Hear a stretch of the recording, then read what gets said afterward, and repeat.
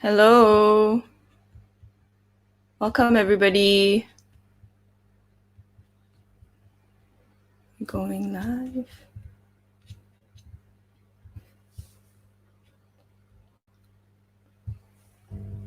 Welcome. Thank you all for joining.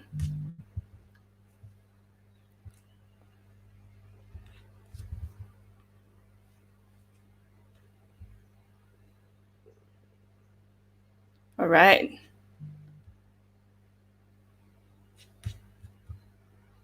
We'll just wait a little while longer. So today's session is a little bit different. It's more of a ask me anything session. So be prepared with your questions if you have any, and ask away. Don't be shy. So if you guys can hear me, please leave a comment below. Say hi, hello, good morning.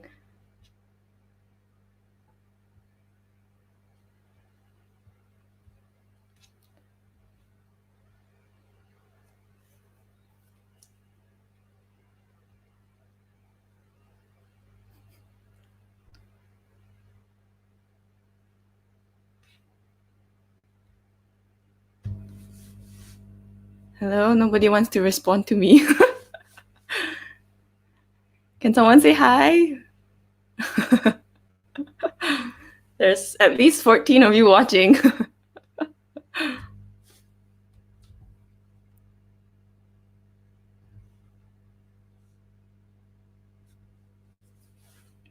Morning.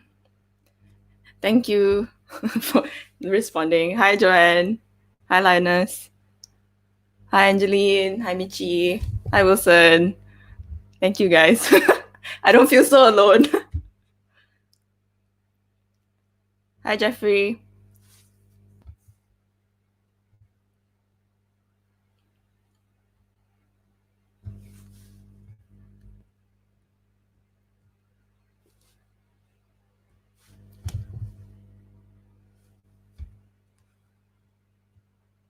All right. I'll just wait for one more minute. And then we can start. So we won't take too much of your time. Good morning, Eric and Margaret. Is that a two people account or is that your full name? Quite interesting.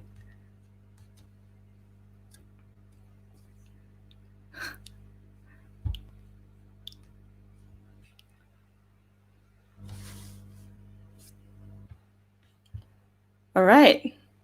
Cool. So I won't delay any longer.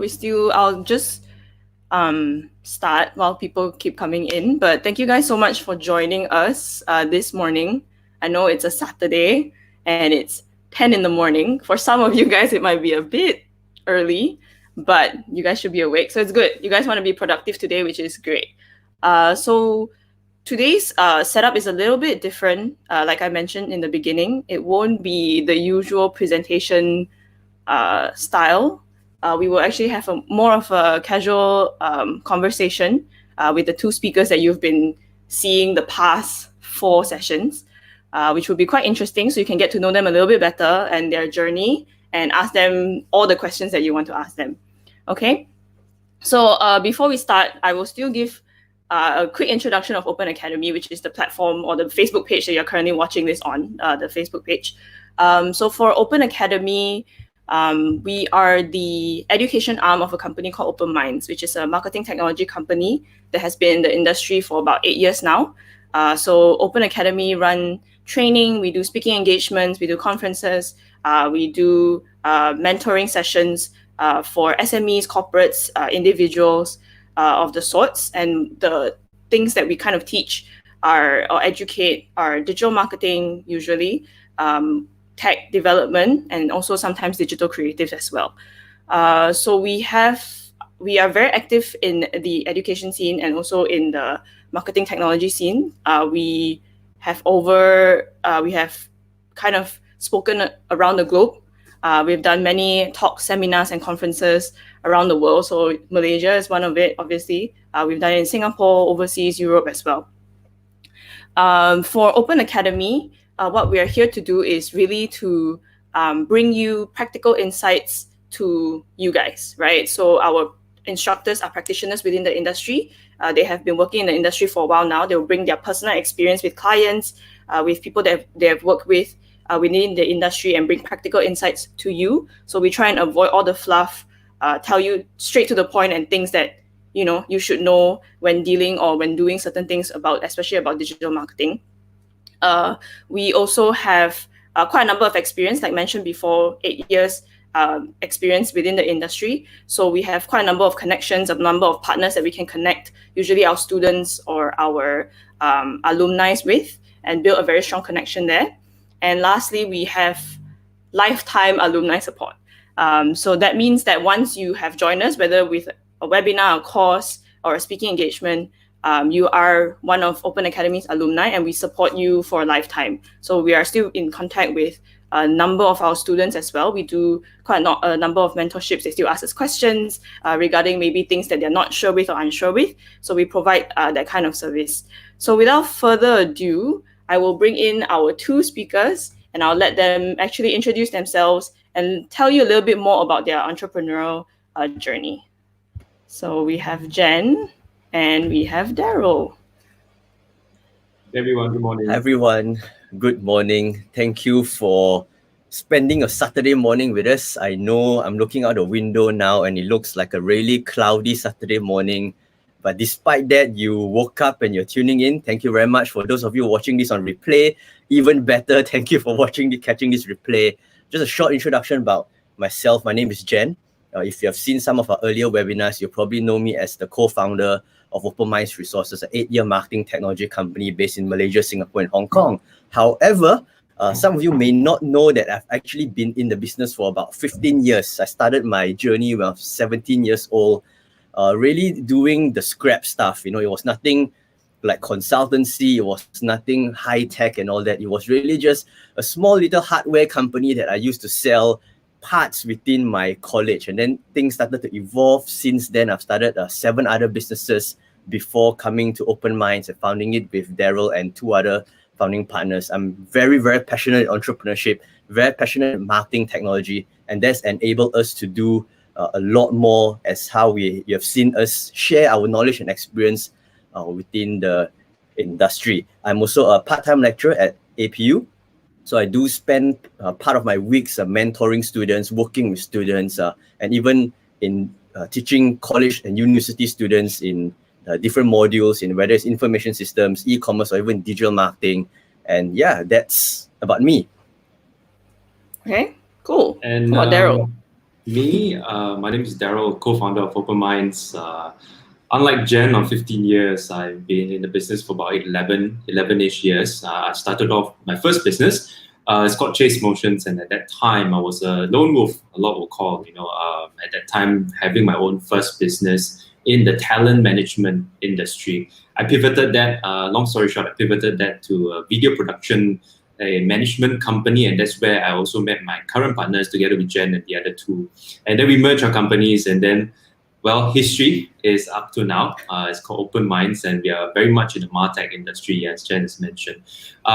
Previously, I started off my entrepreneurship journey. If some of you would want to know, I actually stepped out of college or university to start off my journey. I think that's a whole new discussion, but that's a bit of something on my education side as well. I think I am a student of life as well, and learning outside the 4 walls of the classroom has really pushed me in my entrepreneurial journey. And since then, I have started together also about 5 other businesses, and I'm also a part-time digital marketing trainer with a local university for night courses for professionals, and and that's a bit about me.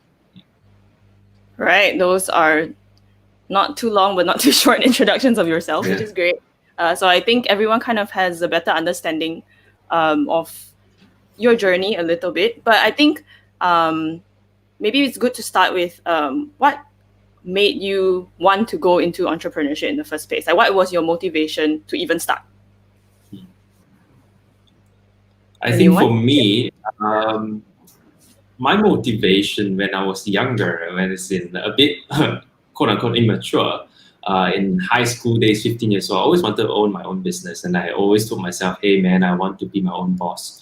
But being your own boss at that time, I didn't know it comes with a whole load of responsibilities, and it's not exactly a bed of roses, or you have a lot of so-called free time. It's really on your own responsibility. But I think that was the previous days' motivation. But as the days go by, as I stepped into university, I really thought about why I want to step into entrepreneurship. I think it's a few things. To me, I am very driven or passionate about creating meaningful jobs for people personally. I think having jobs for people is one thing, but having a meaningful, purposeful jobs for people to really have a platform for them to step up and raise up is extremely important to me as well. And I think the other area is that as you have an entity and when you have people involved, I think it makes a great, significant and effective impact. Not only to the problems that you solve as an entrepreneur, but I think to the people and the relationships that come about. And I think we have received as well many testimonies and people thanking us. The other day, just someone texted me, an ex-colleague, saying that, hey, no, thank you so much that I was able to work at Open Minds. I then met my two now good business friends or best friends, I would say.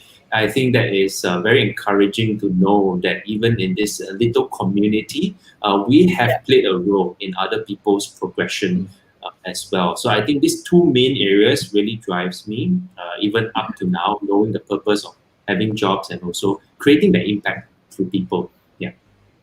All right. What about you, Jen? For me, it's a little bit different. I never really wanted to start a business. It was never a dream. It was never a lifelong goal. I grew up in a family where it's pretty much, just do well in your studies, in which I didn't do too well, but do well in your studies and then get a good job, just be employed and all of that. And that's pretty much it. But I think I went into it quite accidentally. Yeah, I just wanted, as a student, I just wanted to do something different on the side. I wanted to explore new things. I wanted to see what can I do with these skills I'm actually learning from college. So it was more like a career differentiation point. I just wanted to be a little bit different from my peers, to have this additional edge so that maybe that will give me a better CV in the future, a better experience. And so that's what I did. But as I started, I always tell people this, I didn't know I was even running a business. I was just busy learning and so servicing, earning some side income through the side, until one day somebody came to say, hey, actually your business seemed to be doing quite all right for a student. And I looked at him and, is this a business, really? And then it clicked, right? And then I realized that I actually really enjoyed the process of picking up new things, learning, implementing it, putting processes, putting systems, growing it, scaling it, getting a team. And then one thing just led to another. From that small hardware business that I talked about earlier, it slowly grew to become something bigger. I started venturing to other industries, into events, into fashion, into development and all of that, until today I'm still here running my own company through Open Minds. All right. So two very different start to this whole thing, I would say. That's actually quite interesting. But I think when you started your business, I mean, you started your entrepreneurship journey in 15 years, and then Daryl mentioned 11 years ago. So it must be very different, right? The climate now and the climate then. So what would you say is the biggest difference between starting your journey then and especially starting your journey now? Well, I think back then when both of us started, I think I can safely say there is not that many of a support as compared to how it is right now. Back then, the word startup wasn't even a thing within Malaysia. Everybody just starts a business. There's no such thing as startups. There's the word accelerator or incubator programs or VC or grants are very scarce. I think these are things where you really need to hunt, speak to bankers, go to the bank and find out how can you help me. Even simple things today that sometimes we take for granted, like mentorship, was also very rare. It's like, if I approach somebody to ask for mentorship, they'll be like, okay, how much are you going to pay me? It's not so much of a pay it forward kind of a conversation. But today, resources is abundant. There are so many different courses out there you can find locally or abroad, free programs that you can join. There are great initiatives out there like Future Lab and all that. You can just connect with any mentor that you prefer. There's LinkedIn that you can connect. Back then, there was nothing. So when I started, I think that was my biggest struggle. I had no business background. I was a programmer, so I write codes. I don't do that right now, but I used to write a lot of codes, and that's all I knew. And even if I wanted to ask somebody for advice on how do I even register a company, I had no clue, right? Yeah. I didn't even know the administrative work that comes into starting a company. If I have a team member, do I register them from EPF? What is EPF? You know, all these things I had no clue. But today, all these resources have been made readily available for many of us. Yeah, I'd like to add that also. I think the behavior of entrepreneurship now is very different as well, and especially the demand. The demand of entrepreneurship right now is even faster, quicker, more speed, and more of a sharing economy compared to last time as well. I think back in the days, we still were 50-50 about, should I share my idea? People steal my idea. But I think for the past few years, entrepreneurship landscape has come to a sharing economy where the more you share, the more opportunity that you will get. And I think that's what we are experiencing now as well. The more we share our idea, the more we share resources or our mechanics of things, the more we get back 2 times, 3 times. And I think the sharing economy is very important in the entrepreneurship landscape right now. And especially in this time of, we're all living right now live in this pandemic moment. I think a lot of people are also asking, what's the scene now? It's actually even more speedy. It's even more demanding. It's more about building relationships. It's all about building partnerships, collaborations, because again, the scene is so fast, it's so saturated, and everybody is just looking out for that correct collaboration to also increase their, whether it's sales or increase their processes or mechanics or systems and move them forward. All right. It's quite interesting. So I would say one is obviously support and the other one is the economy situation. I think the biggest question right now is obviously during this quote unquote new normal, which people like to say. I think people are just curious in general as to if they have to start a business, is this actually a good time to start, or start their entrepreneur journey?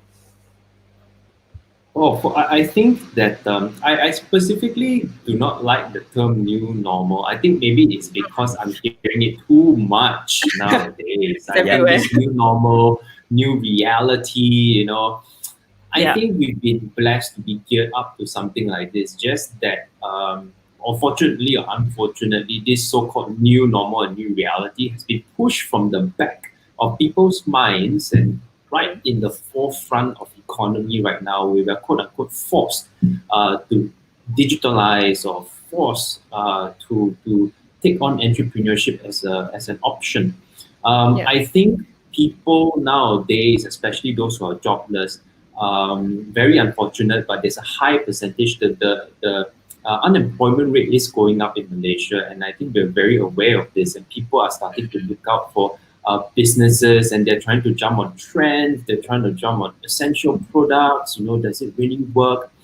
I think if you bring this story back to 11, 15 years, like what Jen has said, if you brought it back to his days as well, just starting something and not knowing it's a business, and just doing something that I think a lot of people are doing for the sake of surviving right now, I think there's nothing wrong with that.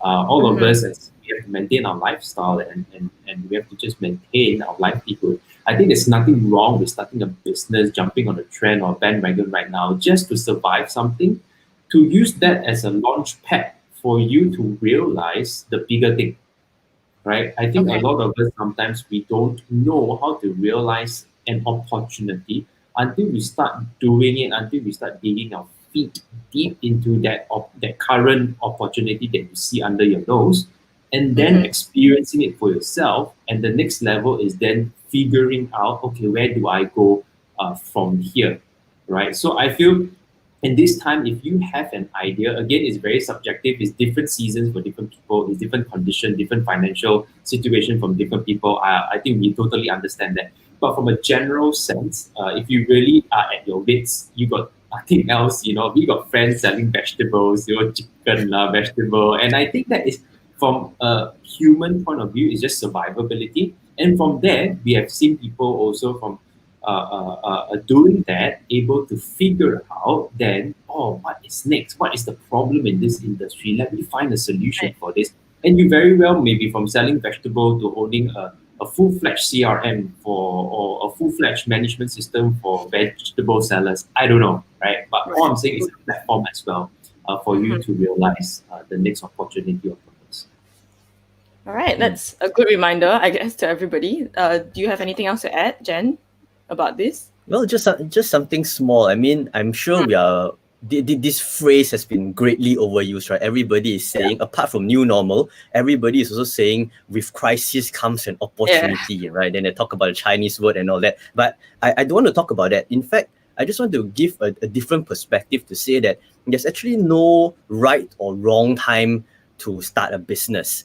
I think when we Right. approach the topic about business or starting your own company, everybody has this grand big idea and everybody wants to start the Facebook. Everybody wants to become a multi-million dollar F&B chain of businesses that have this very big goal, and that actually can be quite daunting sometimes. Or if I start a business, it has to be this way. And Yeah. this has been painted by media and different resources that they always say, okay, the business must be like that, you must follow these steps. But in actual fact, it doesn't need to be. From where I stand and what I understand, even just starting like Daryl, he mentioned that you can just be selling vegetables. I have friend within this period of time pivoted to sell pao, to deliver paos to home, Right. and it's something so small. He just does it on the weekends for survivability, as Daryl has shared. Or it could even be as simple as just doing some freelancing work at home, volunteering yourself to do some data entry work, some graphic work. To me, that is counted as a business as well. So don't trap yourself in this box thinking that, hey, businesses means I need to raise money, I need to create a team, I need to achieve this, that. No. Start something that you find that you can already readily solve, the ready problem that you can put in a solution. That would be the best starting point, and you can do this at any point of time. It does not need to be now in this pandemic. It could be before this, you're running something, or after this. There's no good or bad time to start a business. All right. So there you go. There was the main question, and I guess both of them already answered. So there is no good or bad time. But there is a question that came in, which kind of asks, so they are planning to start a business, but they are wondering if it is actually recommended to start a business on the current trends that is currently happening. Because obviously, with this whole new situation happening, you can see certain things coming up and certain things falling or going away. So should they actually consider doing that? So starting a business based on what is currently happening, the current trends per se? Well, when it comes to starting a business, right, there's always two sides that you can go for. You can always go by servicing the needs, right, which is all the necessities that we spent on, all the services that's already readily available. Or you could always be on trends, because there are a lot of companies as well that actually rides on trend. I mean, just right before this whole thing happened, there was a huge bubble tea trend, right? Everybody was flooding towards it. Where our office was at Yeah. SS15, we were right smack center at the street. Right? I think we have 20, 30 different bubble tea outlets. That was a trend and people were flooding. Now, but here's an important question. Did all of these bubble tea shops survive? Competition was extremely high. Although the trend was there, that does not mean it's going to be easy. In fact, trendy businesses actually face quite a bit of competition, because a lot of people are thinking about the same thing, flooding to the market. I'm not saying you won't succeed, but there is also a challenge. Now, having that said, going into a necessity route does not mean there is no challenges as well, because now you're dealing with a slightly more matured market, an educated market. There are probably brands that have been there for the past 50, 100 years, decades, have established good branding, good awareness, and you go in there to compete. So it comes Right. down to your differentiation, right? Whether it's either path needs or wants, or needs or trends, how would you differentiate yourself if you're going to be placed in the trend section? How are you going to differentiate yourself if you're going to necessity? What are the type of services you're innovating upon, the delivery method, maybe there's some tech behind it. So it comes down to you to stand out from a crowd. And there are a few things to consider, right? Sometimes it's your product and service. Sometimes it's, of course, your pricing.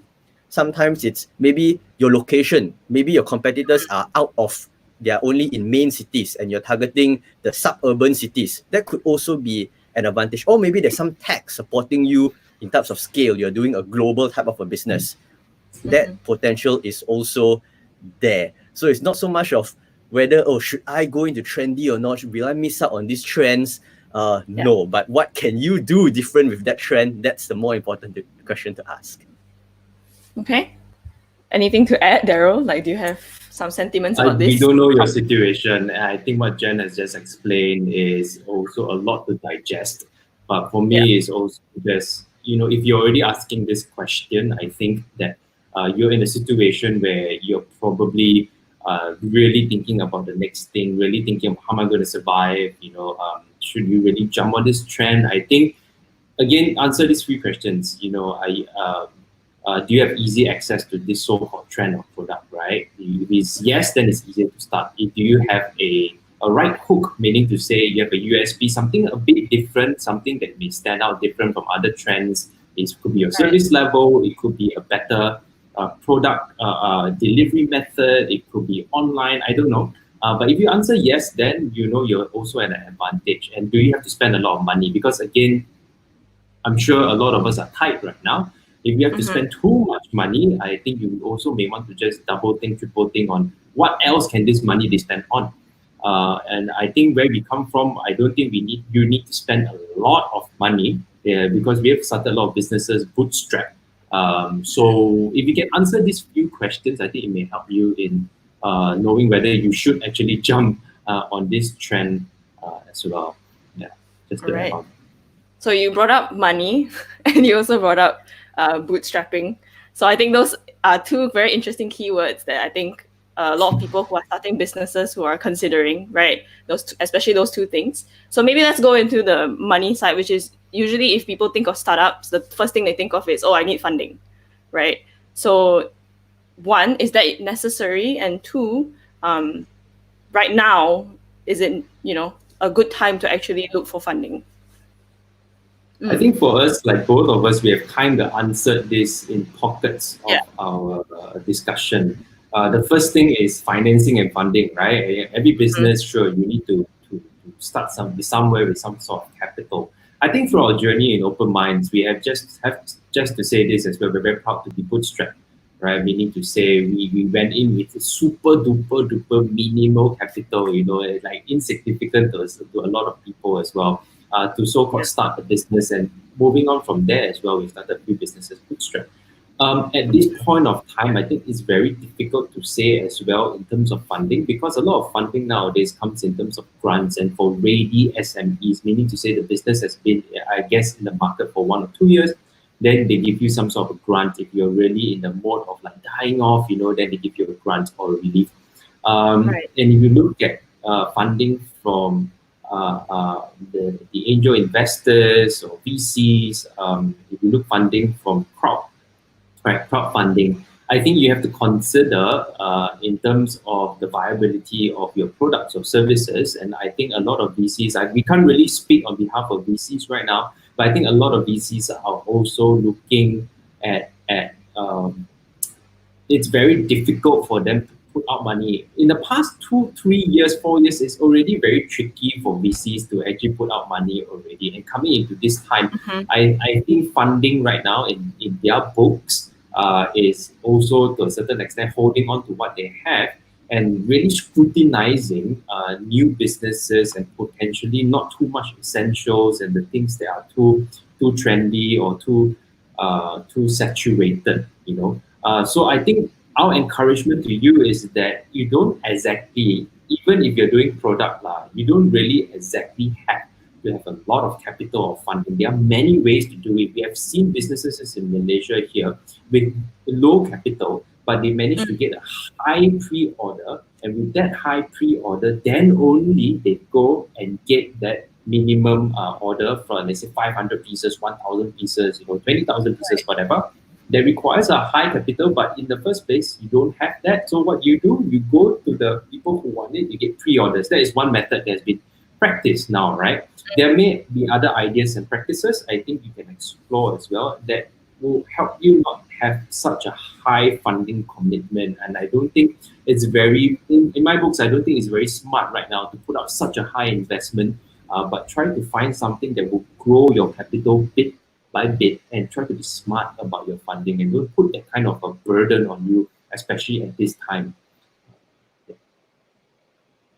And just coming from what Daryl has said, right? I think he briefly already put in some points regarding bootstrapping and all that. I think this term bootstrapping should be made a rule that every entrepreneur should start off with, because there's so much that you learn through bootstrapping. Think about it. I always use this example, right? If you only have an idea, and right now you're pitching for VC, and VC is going to give you $1 million, for example, a lot of first-time entrepreneurs or even seasoned entrepreneurs may not necessarily know how to spend this $1 million. And in result, the $1 million will probably end up in purchasing equipment that you do not need, investments that do not yield the proper ROI, bloating up your team members with no significant reason. But if you to go through a bootstrapping process, right, you will be extremely clear on where every dollar and cent will be spent on. And should that be an investment opportunity in the future, you'll be very sure to know that, okay, if I have 1 million, how should I split the money, where the money will go, and what kind of results can I expect this money to bring me? And that will give you a lot more negotiation power in your future negotiations with a VC or an angel investor. That will help you govern your money a lot better. That will help you scale and protect your money a lot better as well, rather than burning VC's money. Right, so bootstrapping is great. Always use this opportunity to also see how you can even close your first sale. Because if you're just going to rely on external funds and you have no idea to close your own sale, there goes, right? Because it's very basic. When you run a company, you need to have sales, you need to have profit. There is a minus of expenses. So don't go into the illusion that, hey, I need funds to start. As Daryl said, you can start really small, really incremental. Think of what I call customer-funded business models, meaning that think of business models that you can actually collect money upfront from your customers first, then use that money to process and fulfill the order. That's the best. Whether it's through a pre-order process or whether it's a service process, so you only invest your time, whatever it is, right? A customer-funded model would be a good start for every business, especially during this time. All right. So, Daryl, I think you touched a little bit on sharing about your business and and if, let's say, you're doing something based on trends to your VCs. So let me move on to my next question, which is, since that was brought up, what kind of business right now, especially, would be suitable taking into account the current situation, as everybody is concerned about, for the future? So what kind of business should they even consider starting or going into at this point of time?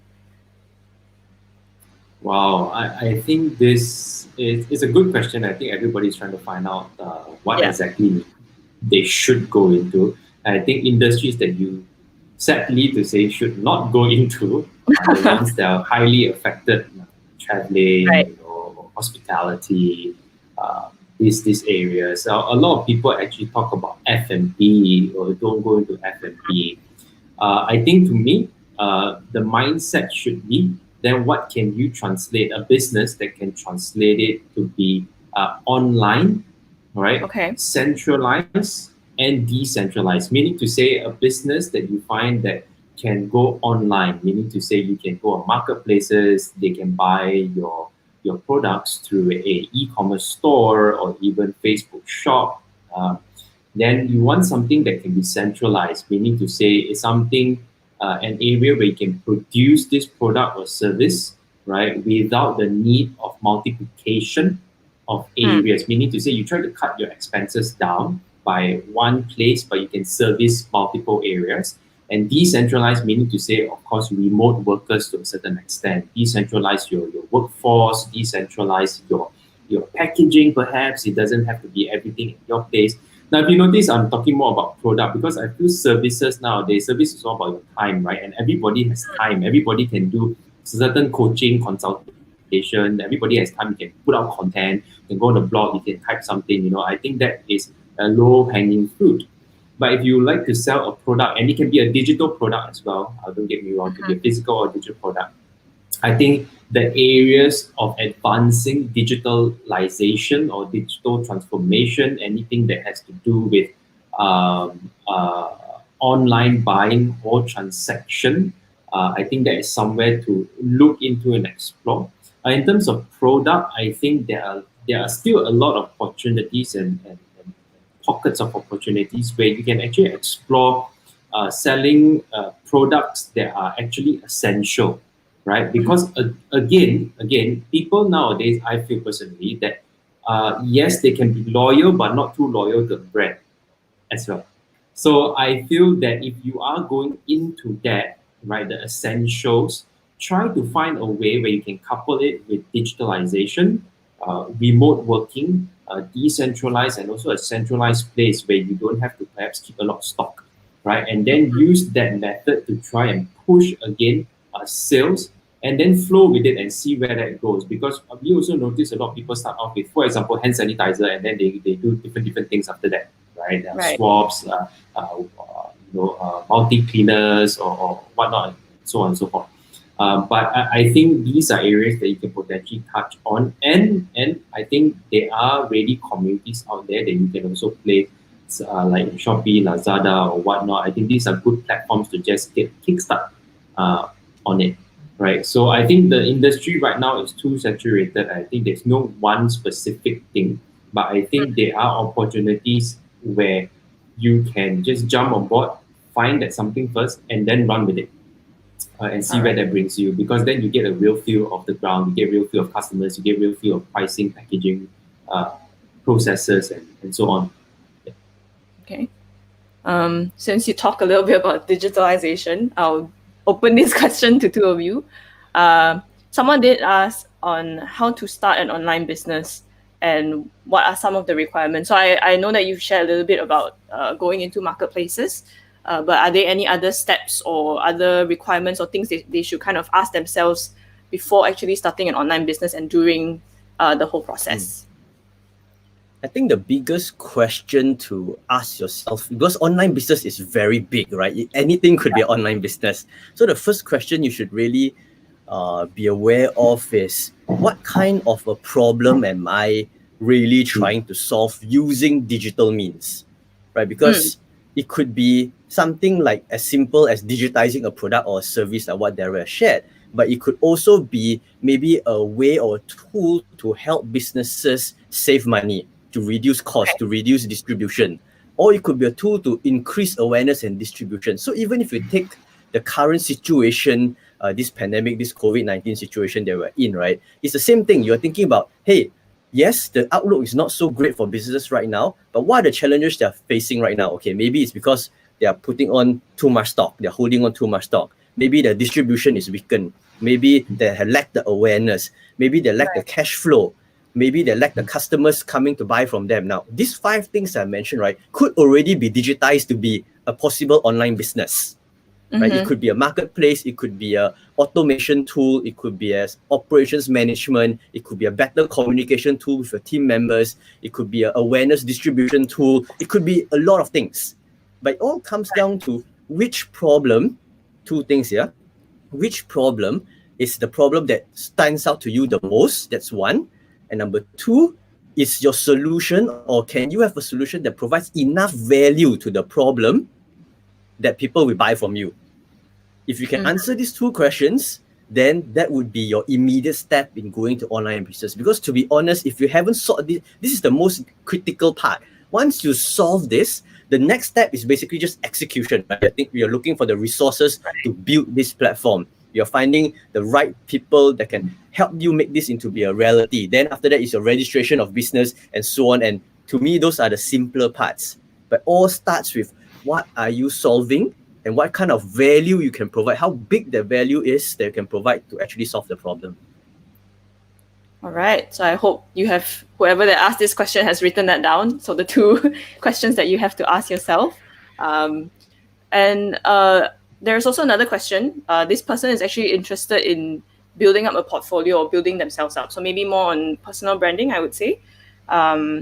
Or with the content that they've created. So they're just asking in general, what kind of website or like what if Wix, for example, would be the best site? And if not, what would you suggest for this person? Well, This is a with personal no branding, isn't it? exactly, yeah. Is it a personal branding or is it like a company branding kind of thing? Yeah. They didn't really specify, but they did say building myself up. So I assume that it's personal branding. They want to build their own portfolio of content. That's what they wrote. Okay, we can each take one. Then one of us talk about personal. One of us talk. Maybe Daryl can go with personal. Yeah. If Sure. you're two, I want I'll one. start first then. I think personal branding is very interesting right now because we have a lot of platforms that allow for personal branding. I think you can look at, depending on which platform that you choose to build your persona or to showcase your skills and expertise. You can use anything right now in social media like Facebook, Instagram, depending on the topic you're talking about and the brand that you want to build, the type of community you want to be, you want to follow your brand. I think you can use Instagram, Facebook. Some may also argue TikTok. But I think if you want to build a professional brand for yourself, I think now in Asia, LinkedIn is picking up very much. Although Twitter is so-called quote unquote dead, but actually in Malaysia, if you look at certain topics and certain groups of people, you still get a high engagement rate, and especially if you want US audience, Twitter is still the way to go. And nowadays, if you look into blogs or websites, I think if you are not too familiar or tech savvy, you can use even platforms like Medium. Right? Medium.com, I think, is a great way to share your articles, you share your thoughts. You can also even use LinkedIn to share all these articles. Or, yes, like you say, use Wix, Squarespace, use WP WordPress to build your own website. And I don't think it's extremely difficult nowadays to do that. But what you want to know about personal branding is really pick a topic or two topics, three topics that you are very niche upon. You know, let's just say you know a lot about cars and you want to talk about the business of cars, you want to talk about the lifestyle of cars, and maybe car ownership, taking care of your cars. And I think you choose the platform you feel that your community will digest your content the best, and then go on those. Stay active on two, not more than two or three platforms, Right. just to start off to be very focused, because you're actually churning out a lot of content, and this is how you actually build your brand nowadays. If you just put up your brand and your logo there and your few CI and expect people to follow you, sorry, that doesn't work, right? These platforms require content, because content is how you share your views, your thought leadership. You are the subject matter expert. People follow Right. for your content. People follow and be consistent because they know they want to find things out, or they want to learn something from you. So build your brand from that standpoint, and focus in on those few platforms for personal branding. Right. On the So business even when side, it comes to even when it comes to business side, actually a lot of the tips that Daryl has shared could also be applied. But let me just share with you a very simple process to remember what are the things that you need to take note of, right? The first one is, again, regardless of whether it's a business or even it's a personal, you actually need to know who your audience are, right? Right. All this content that you're trying to create, what is it for and who is it for? And then it comes down to the delivery. What's the type of content you're producing? Is it going to be in the form of video? Is it articles? Is it short stories? Is it images? Is it infographics? Is it report case studies? I do not know. But once you're able to identify the audience and the medium, then only comes down to the channels. Where are you going to publish these things? Because different platforms have different group of audience and caters to different type of medium, right? For example, if your medium is going to be a short movie or short story that you want to post it up, then perhaps Instagram may not be the best because of the limitations of time. Maybe YouTube would be better. Maybe your own website would be better. So you need to consider things like that. But when it comes to websites in particularly, yes, Wix and Squarespace, those are great platforms that can really get your website up in literally minutes. It's drag and drop, you select colors, it's extremely easy. But if you are looking for something in the mid to long term, if you're serious, I would always recommend for you to use WordPress. Why? Right. Because it's a lot more scalable. There's a lot of plugins that you can put in to extend it. For example, I can set up a blank WordPress site today. I can write my articles and all that. That's a standard feature. But 6 months down the line, 1 year down the line, I say, hey, I want to do e-commerce. There are plugins for e-commerce that you can just click and download right away onto WordPress. One day you say, hey, I think I want my WordPress site to become a portfolio site as well for me to feature certain things. Guess what? There's also a plugin from there that is plug and play. So in terms of scalability, if you're looking at the more long-term advantage, WordPress would be great. And you're not alone. WordPress is one of the world's most popular content management systems that you can ever find anyway. Together with us and our clients, we always also push for the same tool. So you can use it. It's free. So you can just head to wordpress.com or wordpress.org. It's not an advertisement, but you should really check them out. We are not sponsored by them, but if you want to sponsor us, please do. But I think we've veered a little bit into digital marketing, or like the digital marketing process, as you guys shared a little bit about personal branding. So maybe we might do another session just specifically for that, since a lot of the questions coming in are also targeted towards that. So if you want that, please like this video, then I'll know that you want it.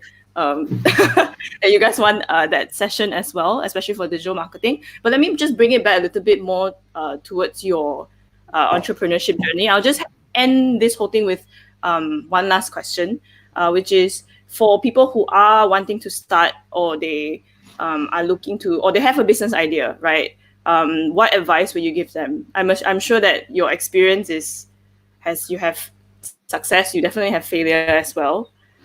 So what is the one thing? Okay, maybe I'll give you two things.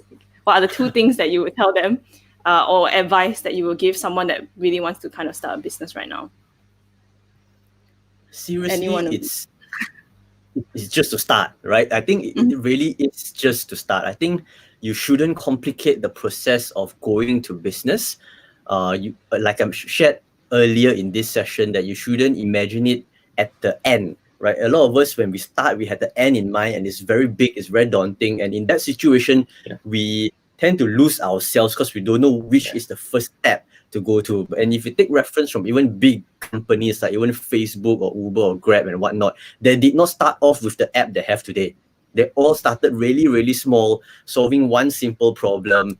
And it was so tiny, right? And that is the exact starting point if you're looking at. Even you have a huge, big, great business idea, I'm not asking you to put it off, but rather just think about what is the smallest point you can actually start off with.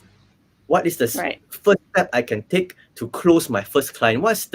We use this term minimum viable product or a minimum viable service, the smallest micro step that I can take. It could be as simple as I don't even have an app or website. Maybe a Google form is good enough for me to take orders.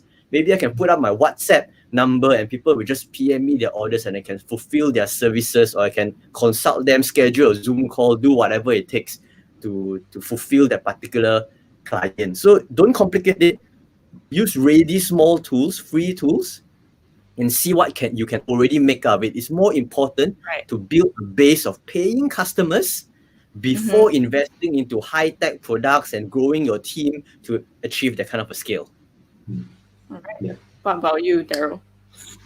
So I totally agree with that. And in line with that, just a few things. I think I always tell entrepreneurs as well, number one, either entrepreneurs or anybody in life, right, is to, I always say this, wake up, show up, kick ass, and peep, right? Wake up means you just need to wake up from your dream, do it. Show up as you need to take responsibility, show up and just really do it, right? Kick ass is be a trooper, be hard-headed, be passionate, be driven, have persistence.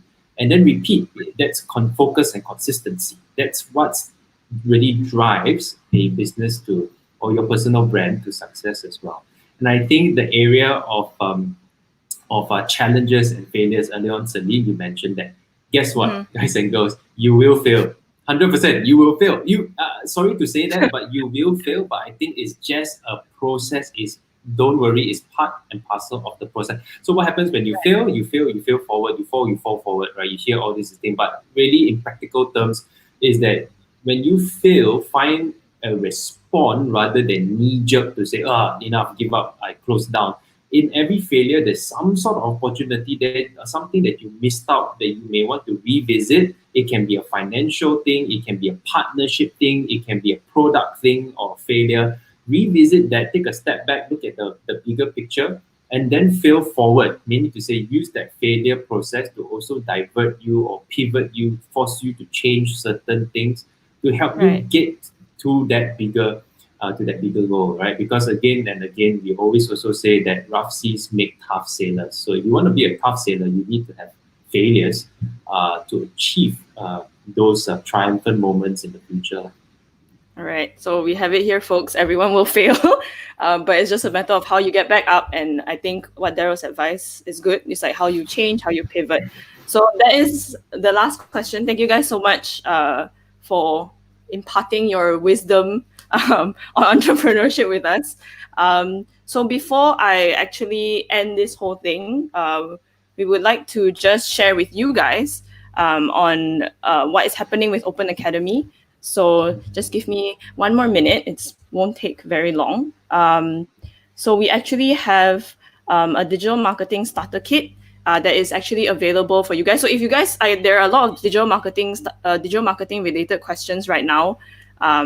So if you are curious or you want to dabble into digital marketing, you can actually scan this QR code or key in the link below, which is a bit.ly/DM starter kit. You will actually go to the product page that shows you what exactly is this digital marketing starter kit. It provides you with bite-sized information, bite-sized content, very digestible content on digital marketing itself. So if you are curious to find out the foundations or the basics of how to start a digital marketing strategy, do key in to scan this QR code, and you can actually key in this special coupon code of OAir webinar.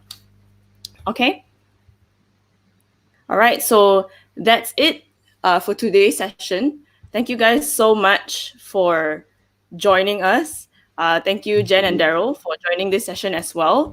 So like I said, if you guys are interested to have more sessions like this, especially if it's on digital marketing, since there's so many digital marketing related questions, please feel free to like this video or comment or leave an inquiry, contact us, whatever it is, just to let us know that you're interested. So thank you guys so much for joining us. Have a great Saturday. Thank you, Jen and Daryl, again for No helping problem. out. Thank you so much. See you guys. Thank you. Bye, everyone. Yeah. Bye. Bye, everyone.